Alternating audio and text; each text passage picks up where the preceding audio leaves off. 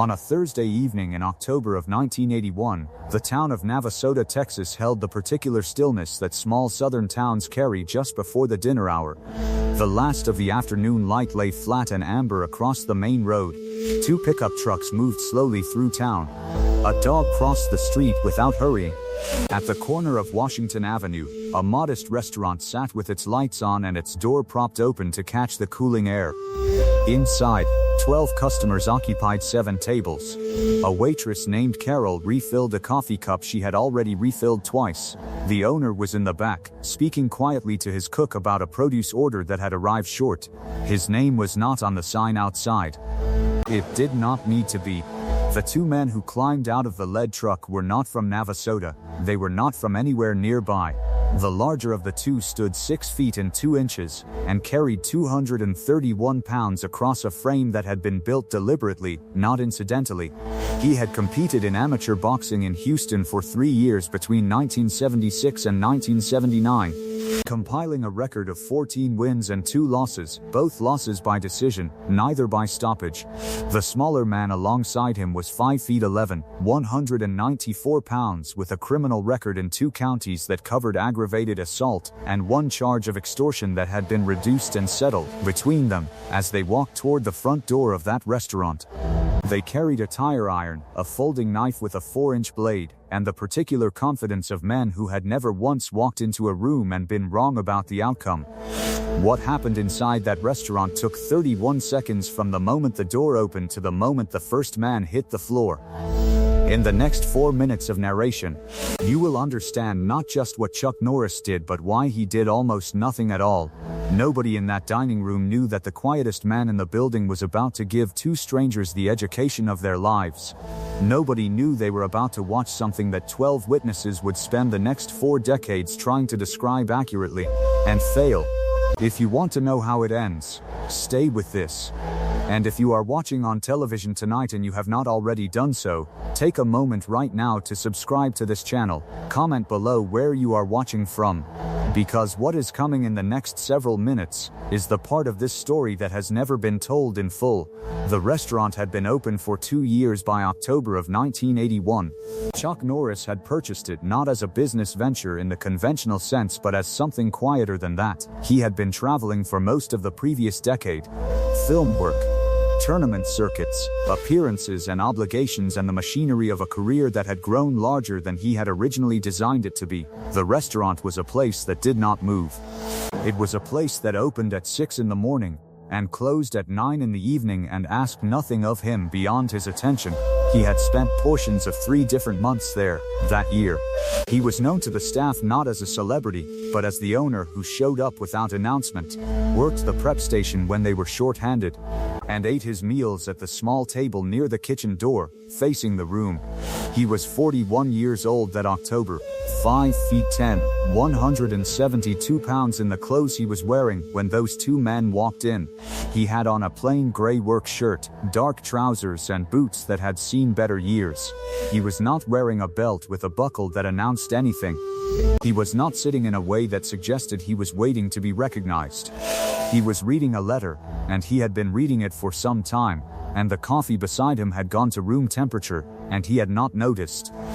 Carol noticed the 2 men before the door had finished opening. She described it afterward as the way the air in the room changed. Not dramatically. Not like something from a film. She said it was more like when a window closes that you did not know was open. A subtle shift. A slight reduction in something she could not name. The larger man led. He moved between the tables without looking at them, which is a specific kind of navigation. It means a man has already decided he will not be careful about what he disturbs. He stopped in the center of the dining room. The smaller man came in behind him and moved to the right, putting his back near the wall beside the front window. The larger man spoke loudly enough that everyone in the building heard what he said. He had a grievance. The nature of the grievance does not matter and has never mattered. What mattered was that he believed the restaurant owed him something, and he had come with tools to collect it. He used language that caused 3 of the customers to push back from their tables. He produced the tire iron from inside his jacket and set it on the nearest table, with a sound like a period at the end of a sentence. He said he wanted the owner, Carol told him much later that she almost told them the owner was not in. She had one foot in the lie before she saw that the man at the small table near the kitchen door had already set down his letter. Chuck Norris did not stand up quickly. There is no version of this story, from any of the 12 witnesses, that includes the word quickly in relation to anything he did in the next 90 seconds. He set the letter on the table with the same deliberateness a man uses when he is not in a hurry, because he has already decided that hurrying will not be necessary. He pushed the coffee cup a few inches to the left. He stood. He removed his work shirt. He folded it once along the horizontal, then once along the vertical, and he set it on the chair where he had been sitting. Underneath he wore a plain white undershirt. He was not a large man. From across the room, in that lighting, he was simply a man in his 40s, in a white undershirt walking toward a problem. The larger man turned to face him. The recognition did not come immediately. It came in the way that recognition sometimes comes in person, when the mind is not expecting what the eyes are seeing, and there is a short interval of delay that a man cannot entirely conceal. It moved across the larger man's face like weather, and then it was gone, and in its place was the expression of someone who had already committed to something, and did not know how to gracefully revise the commitment. He has already made the most important mistake of his evening, he just does not know it yet. The 12 witnesses in that room were not evenly distributed in their understanding of what they were about to see. Carol had worked for the owner for 2 years and knew exactly who was walking across that floor. The cook, a man named Raymond who had stepped out of the kitchen when he heard the raised voice, had seen Chuck Norris spar once at a gym in Houston in 1978, and had never forgotten what controlled speed looked like up close. A man named Gerald, eating dinner alone at the table nearest the window, was a retired county sheriff who had served 22 years and had a working understanding of how bodies occupy space before violence. And at a table near the center of the room, a couple from Austin who had stopped in while passing through looked at each other with the slow comprehension of people watching something shift beneath them that they cannot yet name. Chuck Norris stopped walking at a distance of 11 feet. This is the first lesson, though no one in that room was being taught it consciously. In martial arts, and in every serious confrontation that falls short of a shooting, the distance between two men is not background detail. It is the primary fact. A man with a weapon and a man without one stand in a very different relationship to each other at 6 feet than they do at 11. At 6 feet, the weapon is a negotiation. At 11 feet, it is a footnote to a conversation that has not yet been decided by physics. Chuck Norris did not stop at 11 feet because he was afraid to come closer. He stopped there because he did not need to come closer. 11 feet was his distance. He had chosen it the way a man chooses a seat in a restaurant, quietly, without announcing the reason. Because the reason is private and complete. He said 2 words. He said, "Put it down." The larger man did not put it down. He said several more things. He moved the tire iron from the table back into his hand. The smaller man near the window shifted his weight to his forward foot, which Gerald, the retired sheriff, noticed and would describe in detail to the county deputy who arrived 40 minutes later. There is a question that serious students of confrontation ask, and it is this: at what point in an encounter is the outcome already determined? The honest answer is that for most encounters, the outcome is determined before the first movement. It is determined in the quality of stillness that one man carries that the other does not. It is determined by what a man's hands are doing when he is standing still. It is determined by where a man's weight is distributed, and what his eyes are doing, and whether his breathing has changed from what it was when he walked in. Chuck Norris's breathing had not changed. 17 seconds had passed since he stood up from the table. At second 18, the larger man moved first. He covered the distance between them in 2 strides, bringing the tire iron across and low, a sweeping movement at waist height that was intended to be the first of several. It was not slow. In his 14 wins in the Houston amateur circuit, this man had hurt people, and the movement he made was not tentative, and it was not theatrical. It was a real attempt by a real man with a real piece of iron. And the 11 feet between them became 5 feet in less than a second. It did not reach Chuck Norris. The pivot was so slight that Carol, watching from behind the counter, was not entirely sure she had seen it. The iron passed through space that Chuck Norris had been occupying and then was no longer occupying, with a clearance that Raymond the cook would later estimate at roughly 4 inches. And Raymond had a good eye. The larger man's momentum carried him forward and slightly past, and in that fraction of a second of overcommitment, the situation in that room changed in a way that was quiet but total. At second 21, Gerald set his fork down on his plate. The couple from Austin had stopped moving entirely. Carol's hand, which had been reaching for a coffee pot she did not need, had stopped in midair. The second attempt came from a pivot and a backswing, faster than the first because the man was now angry in addition to committed, which is the specific combination that causes men to try harder and see less. The backswing was chest high, and it had force behind it. It also did not reach Chuck Norris. What happened at second 23 is the part that everyone who tells this story struggles with, because the movement Chuck Norris made was not dramatic in the way a film movement is dramatic. There was no sound. There was no shout.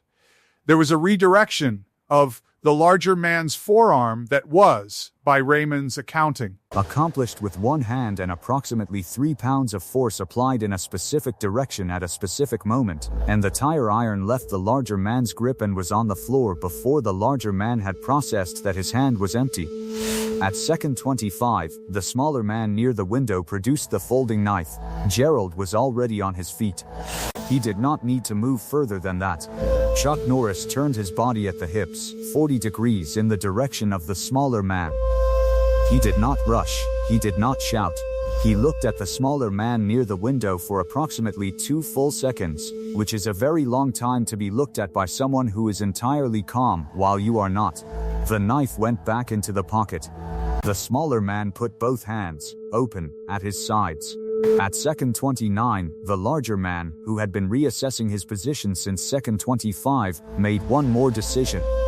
He was bigger than Chuck Norris. He outweighed him by 59 pounds. He had fought men for money and won most of those fights. He decided to use the weight. He came forward without the iron. Hands first. What Chuck Norris used to end the confrontation took place between seconds 29 and 31, and the witnesses gave accounts that matched each other closely on the following points. It was a single movement. It involved the larger man's left shoulder and something that Gerald described as an application of direction rather than force. And it concluded with the larger man on the floor of the restaurant on his back, in the space between 2 tables, looking at the ceiling with an expression that Carol would later describe as the face of a man who has just had a very significant thought. He was not unconscious. He was not injured beyond what the floor had done to the back of his head when he arrived there. He was, however, completely still. The 31st second passed. 32, 33. The room held. Chuck Norris walked to where the larger man lay on the floor and stood over him. He reached down, not quickly, and extended his hand. The larger man looked at it for what Gerald counted as 4 seconds. Then he took it. Chuck Norris brought him to his feet in one smooth movement and did not let go of the hand for a moment after the man was upright, which is a thing you do when you want to make sure a man has found his balance before you release him to his own weight.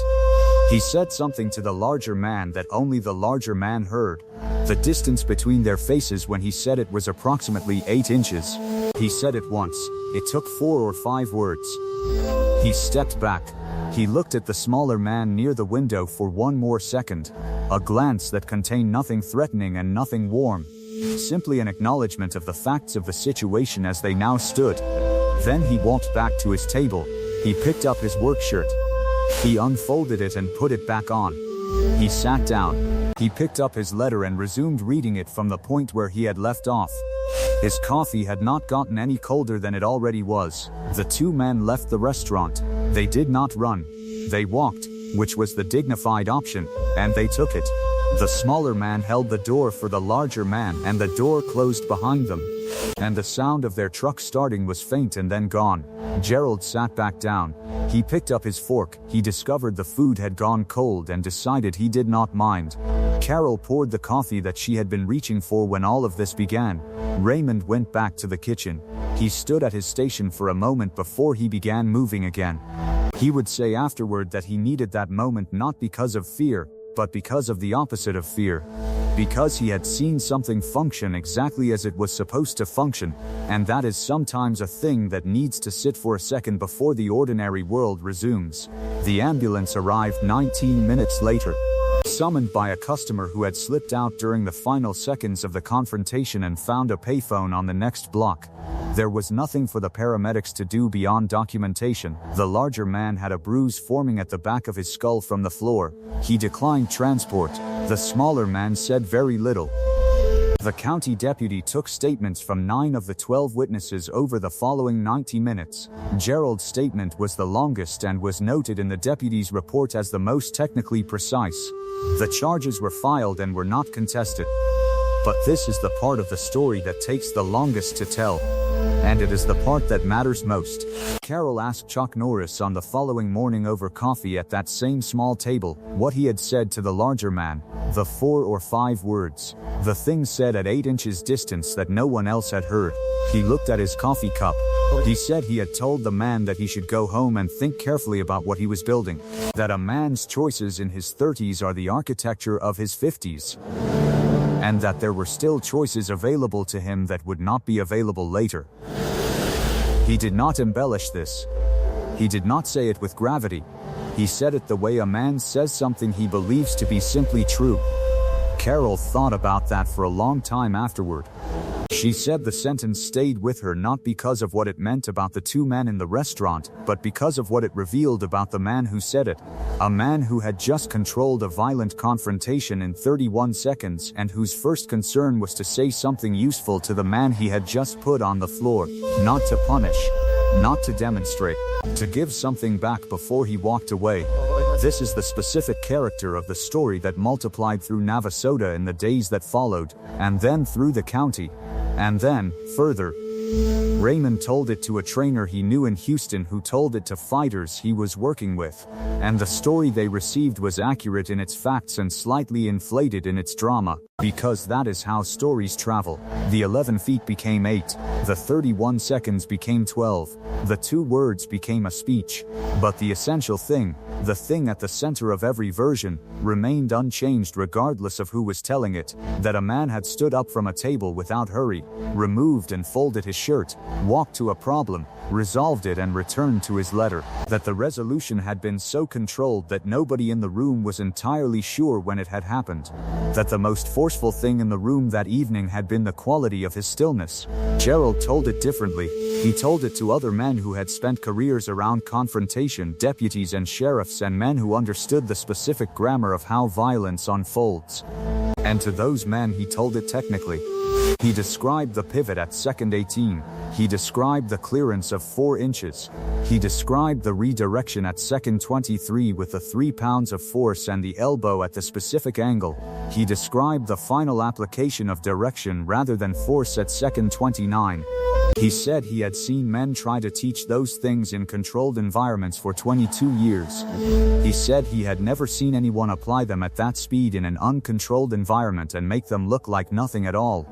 The larger man, in the years that followed, built a different life than the one he had been building in October of 1981. This is documented not in any public record but in the accounting that Carol made to a journalist who came to Navasota asking about the restaurant story in 1989. She had kept a quiet ear on the outcome, as people do in small towns, through the particular channels that move information in small towns.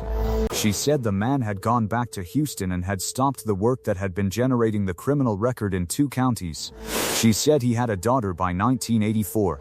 She said she did not know whether the 4 or 5 words in the restaurant had anything to do with any of it. She said she had her own opinion about that, and she kept it. What a man does with a fork in the road is the whole story. The road before the fork is just the occasion. The restaurant is still there. The sign out front does not mention who the owner was.